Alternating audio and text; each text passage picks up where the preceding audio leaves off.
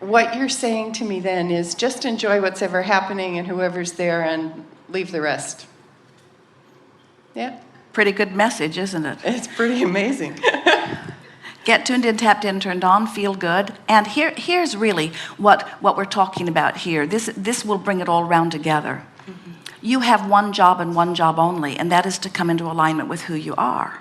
And if somebody else says to you, I can't feel good unless I have a conversation with you, then Jerry and Esther have a favorite book, and it is called Illusions. It was written a number of years ago by Richard Bach. And there is a part in the book that Esther reenacts with Jerry every single day. She waits until he's sitting in his chair in the bus. Then she comes up behind him and she kisses him on the back of the neck. And then she says to him, I need to drink your blood. I just need a little bite of your blood. And he always cringes and tries to get away from her. And she always says, please, I need your blood. Without your blood, I will be in such pain, which is the point that book is making, that there are people who say, I will be in pain if you do not do such and such. Mm-hmm. And what we want all of them to come to understand is that the pain that they're in is because they've got themselves in a trap, because they believe that they cannot feel good unless somebody else does something.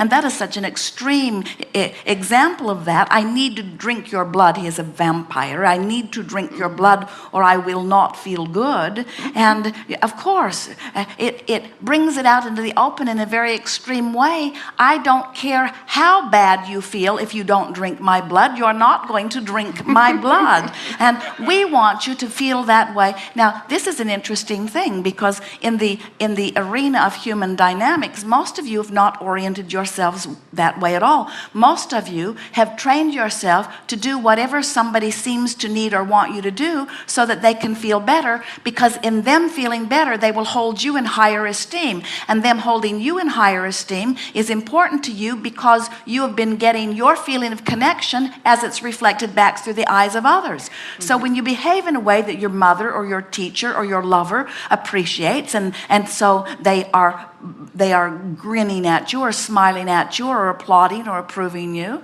then you can lose yourself in that in time, because you begin to jump through their hoops, which there are many of them coming from different directions, rather than align with who you really are.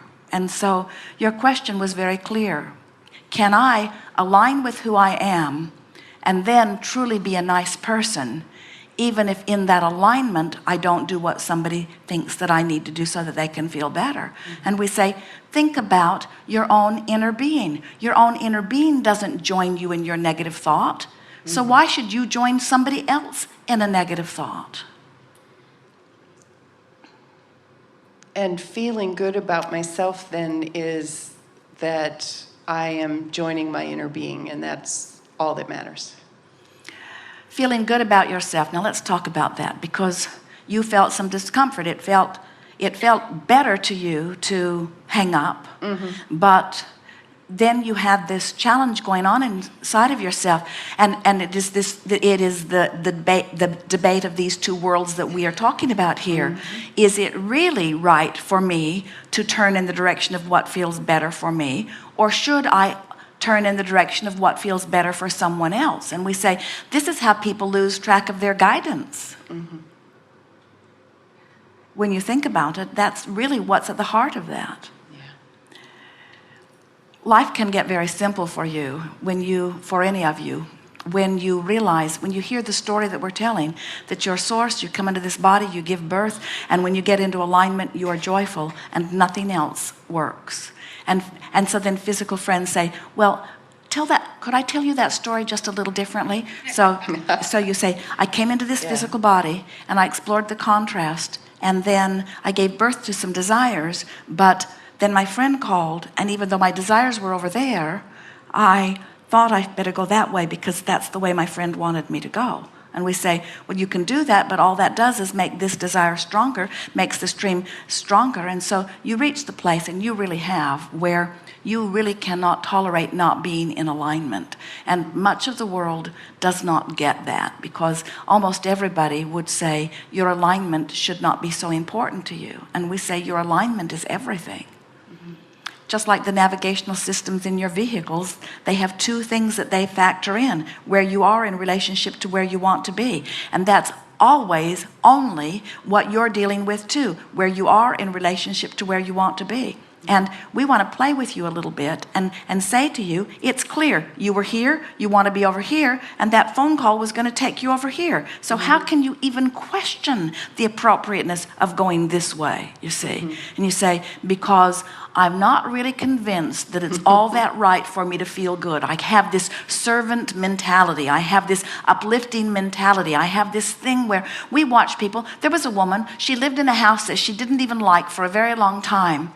And she was renting it. It was in a development. And she was living in it. She didn't like it, but she didn't move out. She didn't please herself. She just sort of put up with it until they outlawed her cat. And when they outlawed her cat, it wasn't a week before she was out of there. And we said, that's quite humorous. You'll move for the cat, but you wouldn't move for yourself. And we say, many of you have oriented yourself. You'll stand on your head. You'll do almost anything to help somebody else out. And you are almost always the last one to soothe or please yourself, even though there is no real soothing of anyone else until you've soothed and pleased yourself. And we think that what was happening in that situation is that that person was feeling out of whack for whatever reason. We don't need to talk about all of that. And knows you as someone who is very good at bringing people into alignment. And so she was just insisting that you visit with her so that she could feel better. And you were out there on the raw and ragged edge enough yourself that you wisely knew, if I help you, I will lose my balance. And you were wise enough not to lose your balance. Now, that is a true master, you see. Someone who's not willing to sacrifice their balance, no matter how needy someone else is. Look at what's going on in your world, or even in your nation. When you get out of balance, when you get out of alignment with who you really are, no action that you offer ever turns out right. When you come out of alignment with the true essence of who you are, things just go wronger and wronger and wronger and wronger. But in all of that, the stronger desire happens, and eventually you get yourself back on track. Good. Thank you. Yes, indeed.